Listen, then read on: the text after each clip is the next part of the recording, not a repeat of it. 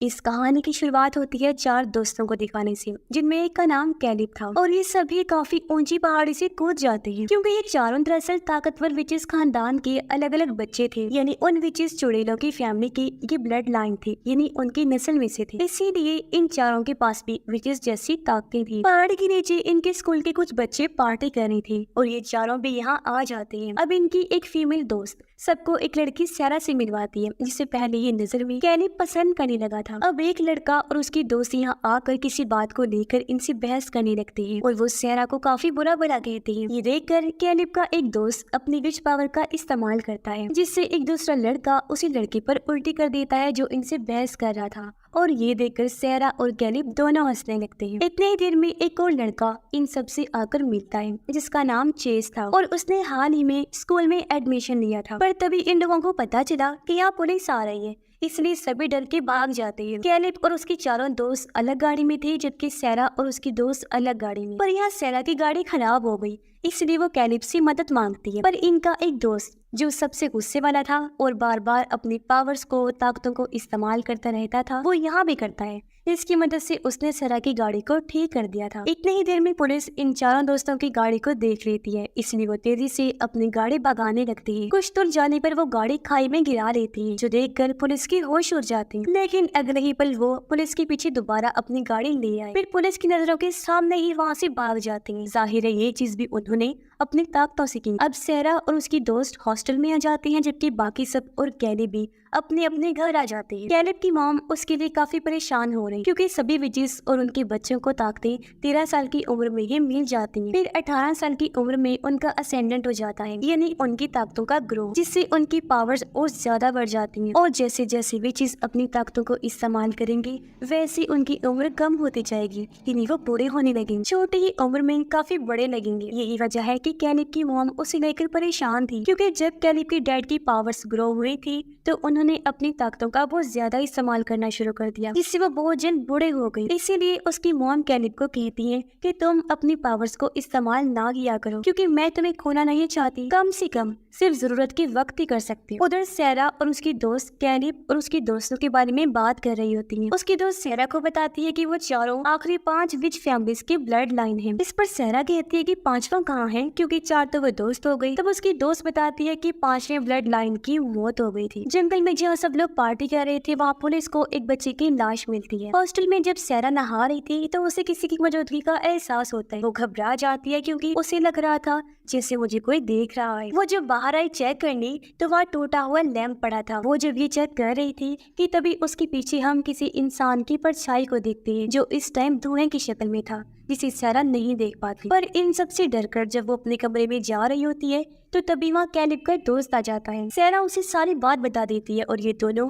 Washroom को check करने जाते हैं, पर वहाँ अब कोई भी नहीं होता। अब जिस बच्चे की मौत हुई थी उसकी खबर अखबार में भी छपी हुई थी। कैलिब जब गाड़ी से जा रहा था तो इस बारे में कॉल पर अपने दोस्त से बात कर रहा होता है। उनका शक अपने उसी दोस्त पर गया, जिससे सबसे ज्यादा गुस्सा आता था। और तो और वो अपनी ताकतों को इस्तेमाल भी सबसे ज्यादा किया करता था। साथ ही उसे कैलिब से चिढ़ भी थी, क्योंकि पावर्स का ग्रोथ सबसे पहले कैलिब का ही होना था। वो बातें कर ही रहे थे कि तभी कैलिब की साथ वाली सीट पर उसी बच्चे का भूत आकर बैठ जाता है, जो अचानक ड्रोना सा बनकर उसे डरा देता है। इससे कैलिब का ध्यान भटक गया और उसकी गाड़ी एक ट्रक से जा टकराती है। एक काफी बुरा एक्सीडेंट हुआ, जिसमें गाड़ी के टुकड़े टुकड़े हो जाते हैं। खुद कैलिब भी बिखर गया, लेकिन तभी वो अपनी ताकतों से खुद को और गाड़ी को फिर से जोड़ लेता है। इस बारे में वो अपने दोस्त को भी बताता है, तो वो लोग इस बात पर काफी परेशान हो जाते हैं कि आखिर इस बच्चे के भूत को उनके पास किसने भेजा होगा। अब कैलिब जब दवाइयाँ खरीद रहा था तो तभी यहाँ सैरा की दोस्त आकर उसे पार्टी में चलने का पूछती है। नया लड़का चेस तो राजी हो गया, लेकिन कैलिब ये कहकर मना कर देता है कि मुझे कुछ जरूरी काम है, मैं नहीं आ सकता। तब सैरा उसे कहती है कि आ जाओ तुम भी, काम करने में मैं तुम्हारी मदद कर दूंगी। इस पर कैलिब मान गया और वो सैरा को लेकर एक पुराने घर के पास आया। वो सैरा को गाड़ी में ही बिठाकर घर के अंदर जाता है, जहाँ प्रीस्ट रह रहा था। कैलिब प्रीस्ट को दवाइयाँ देता है और यहाँ हम कुर्सी पर एक इंसान के हाथों को भी देखते हैं, जो काफी बूढ़े इंसान के हाथ लग रहे थे। कैलिब के वापिस आने पर वो लोग उसी क्लब में जाते हैं जहाँ पार्टी हो रही और यहाँ उनके बाकी दोस्त भी इंजॉय कर रहे होते हैं। तभी सारा और कैलिब भी डांस करने लगी और खूब इंजॉय करती हैं। पर उनकी उसी गुस्से वाले दोस्त की एक ग्रुप से लड़ाई हो जाती है। असल में कैलिब का वो दोस्त अपनी ताकतों की मदद से उनसे शर्त जीत गया था और वो ग्रुप उसे पैसे देने से इनकार कर रही थी। कैलिब यहाँ आकर उनकी लड़ाई खत्म करने की कोशिश करता है, लेकिन उसका वो दोस्त अपनी ताकतों से उसी पर हमला कर देता है। इससे कैलिब को गुस्सा आ गया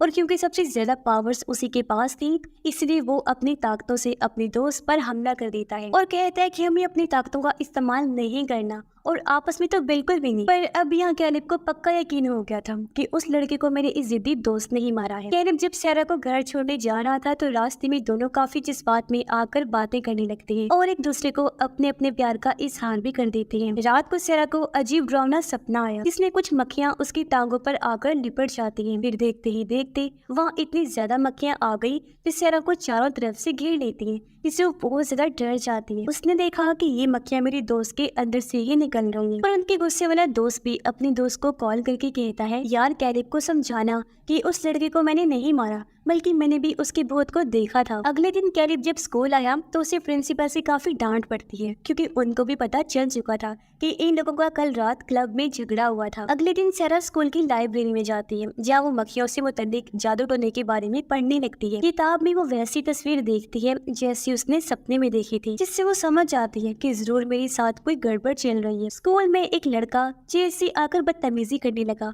उसने चेस को पकड़ लिया था, लेकिन चेस बड़ी आसानी से खुद को छुड़वा कर उसे पकड़ लेता है, फिर उसे नीचे करके वहाँ से भगा देता है। ये चीज कैलिब ने भी देख ली थी, जिससे वो काफी हैरान होता है। इसी रात कैलिब जब सोने की कोशिश कर रहा था तो उस बच्चे का भूत फिर से आकर उसे डरा देता है। फिर अगले दिन उसकी मुलाकात फिर से चेस से हुई। ये स्कूल के स्विमिंग पूल में आकर यहाँ तैरने का मुकाबला करते हैं। कैलिब जीतने वाला था, लेकिन एन वक्त पर चेस कुछ ऐसा करता है जिससे उसकी आंखों का रंग भी बदल गया। ऐसा होते ही कैलिब पुल के नीचे किसी चीज से टकरा गया, जिससे वो बेहोश हो जाता है और इस तरह वो हार गया, जबकि चेस जीत जाता है। कैलिब को जब होश आई तो वो अपने दोस्तों को समझाने की कोशिश करता है कि चेस ने मुझे जादू से हराया है, क्योंकि मैंने उसकी आंखों का रंग बदलते हुए देखा था। पर उसके दोस्त कैलिब की बातों का यकीन नहीं करते, क्योंकि उनका मानना था कि चेस के पास कोई पावर्स नहीं और वो कैलिब को हार मानने का कहते हैं। अगले दिन क्लास खत्म होने के बाद प्रिंसिपल भी चेस को अपने ऑफिस बुलाते हैं और उसी बच्चे की मौत के बारे में पूछते हैं। प्रिंसिपल का शक चेस पर था, क्योंकि उस बच्चे की गाड़ी के पीछे से पुलिस को चेस का आईडी मिला था। उधर कैलिब और उसका दोस्त भी उस बच्चे के भूत के बारे में पता लगाने का फैसला करते हैं। जिस तरह उन्होंने चेस को बर्ताव करते हुए देखा था, उनका शक भी चेस पर ही था। दोनों दोस्त चुपके से स्कूल में घुस जाते हैं और चेस की डिटेल्स देखने लगते हैं। सारा को पता चला कि मेरी दोस्त की तबीयत अचानक इतनी खराब हो गई है कि उसे हॉस्पिटल एडमिट करवाना पड़ा। इसलिए सारा अपने दोस्त को देखने हॉस्पिटल पहुंची, जहाँ डॉक्टर उसे बताते हैं कि तुम्हारी दोस्त को इन्फेक्शन हुआ है। देखने से लग रहा है जैसे इसे बहुत सारी मक्खियों ने काटा है। ये सुनकर सारा को अपना मक्खियों वाला सपना याद आता है। उधर कैलिब को चेस के बारे में सर्च करते हुए पता चलता है कि उसकी माँ की छोटी उम्र में ही मौत हो गई थी और जिस औरत ने उसे गोद लिया था वो भी तब मर गई थी जब चेस 18 साल का हुआ था। ये पढ़ के कैलिब और उसकी दोस्त को शक हुआ कि जरूर चेस भी हमारी तरह एक विच ही है और उन्हें उस जादुई किताब के बारे में याद आता है जो बचपन में उन्हें पढ़ाई जाती थी। इसीलिए सभी दोस्त मिलकर कॉन्वेंट जाते हैं। सबसे पहले ये भूत के बारे में जानकारी लेते हैं, जिसके बाद उसी जादुई किताब को पढ़ते हैं। इन्हें पता चला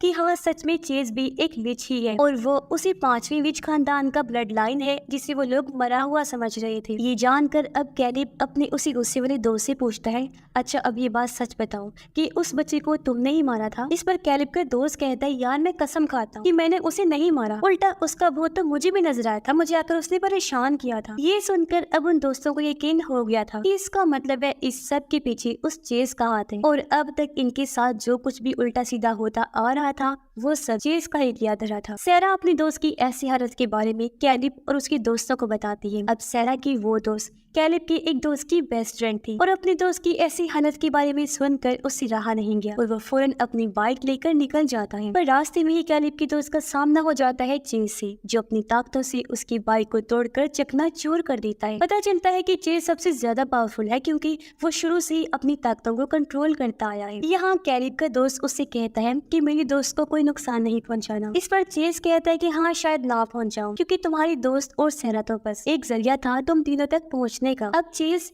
कैलिब का रूप लेकर सैरा के पास आया, लेकिन जब असली कैलिब आता है तो वो सैरा को मक्खियों से कटवाकर बेहोश कर देता है। फिर चेज कैलिब को कहता है कि अगर तुम मेरी बात नहीं मानोगी तो मैं सैरा को मार दूंगा। इस पर कैलिब उससे पूछता है, आखिर तुम हम सबसे चाहते क्या हो? तब चेज जवाब देता है, वैसे तो अभी भी मेरे पास तुम चारों की निस्बत बहुत ज्यादा पावर्स हैं, मगर मुझे और ज्यादा ताकतवर होना है। तो कल जब तुम्हारा असेंडेंट होगा तो मैं तुमसे तुम्हारी सारी पावर्स छीन लूंगा। और हाँ, उस गाड़ी वाले बच्चे को मुझे ना चाहते हुए भी मारना पड़ा, क्योंकि उसने मुझे ताकतें इस्तेमाल करते हुए जो देख लिया था। पर जब इसके लिए कैलिब उसे मना करता है तो चेस उस पर अपनी ताकतों से हमला कर देता है। वो कैलिब को पीटने लगा, कहता है कि ये पावर्स एक नशे की तरह है मेरे लिए, जिनकी मुझे आदत हो गई है। पर हाँ, इन ताकतों के कुछ बुरे असरात भी हैं, लेकिन अगर मैं तुम सब दोस्तों से तुम्हारी पावर्स ले लूंगा तो वो बुरे असरात कम हो जाएंगे। कैलिब उसे समझाता है कि देखो, ताकतें ज्यादा हासिल करने से पावर्स तो मिलेंगी, लेकिन उम्र घटती जाए। चेस उसकी नहीं सुनता, कहता है कि मुझे इस चीज से कोई फर्क नहीं पड़ता। वो कैलिब को धमकी देता है कि मैं तुम्हारे समेत तुम्हारी दोस्तों और तुम सबकी फैमिलीज को मार दूंगा। अगर तुम चाहते हो कि ऐसा ना हो तो मुझे कल तुम्हारी पावर्स लाजमी मिल जानी चाहिए। जो कहकर वो यहाँ से चला जाता है। कैलिब हॉस्पिटल में अपने एक दोस्त से मिलने जाता है, क्योंकि चेज ने उसे बहुत मारा था उस दिन। कैलिब जब आकर चेज की बात बाकी दोनों दोस्तों को बताता है तो वो सलाह देती है कि हमें उससे लड़ाई करनी चाहिए, पर कैलिब ने मना कर दिया, क्योंकि वो जानता था कि इस तरह हम नहीं जीत पाएंगे। और वो वहाँ से चला गया। हॉस्पिटल में ही उसकी मुलाकात सैरा से हो जाती है। इसे कुछ भी समझ नहीं आ रही थी क्या हो क्या रहा है, इसीलिए वो इस बारे में कैलिब से पूछती है। तब कैलिब सैरा को उसे पुराने घर के अंदर लेकर जाता है, जहाँ वो दवाइयाँ देने पहले भी आया था। वो उसी बूढ़े आदमी को सैरा को दिखाता है, जिसका हाथ हमने देखा था, और सैरा को बताता है कि ये मेरे डैड है। ये सिर्फ 40 साल के ही है, लेकिन ताकतों का इतना ज्यादा इस्तेमाल करने की वजह से जल्दी ही बूढ़े हो गए। फिर वो सैरा को अपने और चीज के बारे में भी सब कुछ बता देता है। उसने कहा कि अगर मैंने पावर्स ग्रो होने के बाद उसे अपनी ताकतें दे दी तो मेरी मौत हो जाएगी। पर इस बारे में कैलिब अपनी मॉम और दोस्तों को भी बताता है और कहता है कि अब मैं खुद अकेला ही उसके पास जाऊंगा। मैं उससे पार्टी में मिलूंगा जहाँ वो दूसरों के सामने पावर्स इस्तेमाल नहीं करेगा। ये कहकर कैलिब चेज के पास जाने के लिए निकल जाता है, लेकिन बीच रास्ते में चेज ने आकर कैलिब पर हमला कर दिया और उसे रोककर अपने साथ एक पुराने घर में ले आया, जहाँ सैरा भी बेहोश हालत में पड़ी थी। इसे चेज ने अगवा करके बंदी बना लिया था। अब सैरा को यह देखकर कैलिब को गुस्सा आ गया। वो अपनी ताकतों से चेज पर हमला करने की कोशिश करता है और कहता है कि मैं तुम्हें अपनी ताकतें कभी नहीं दूंगा। जिसके बाद दोनों के बीच खतरनाक लड़ाई शुरू हो गई और दोनों ही अपनी अपनी ताकतों का फुल इस्तेमाल कर रही थी। लेकिन यहाँ चेज कैलिब पर भारी पड़ रहा था, क्योंकि वो ज्यादा पावरफुल था और अपनी ताकतों की मदद से वो कैलिब को पीटने लगता है। अब जैसे ही रात हुई, कैलिब की ताकतें असेंडेंट होने लगती हैं। उसके अंदर ताकतों का बहुत बड़ा ग्रोथ शुरू हो जाते हैं, जिससे उसकी ताकतें कई गुना बढ़ जाती हैं, जिनकी मदद से वो चीज पर हमला कर देता है। पर हैरत, अभी भी चीज ही भारी पड़ रहा था। इसी बीच कैलिब की मॉम उसके डैड के पास गई, कहती है कि हमारा बेटा मुसीबत में है, उसे और ज्यादा ताकतें चाहिए। इसीलिए उसके डैड अपनी सारी पावर्स को इकट्ठा करके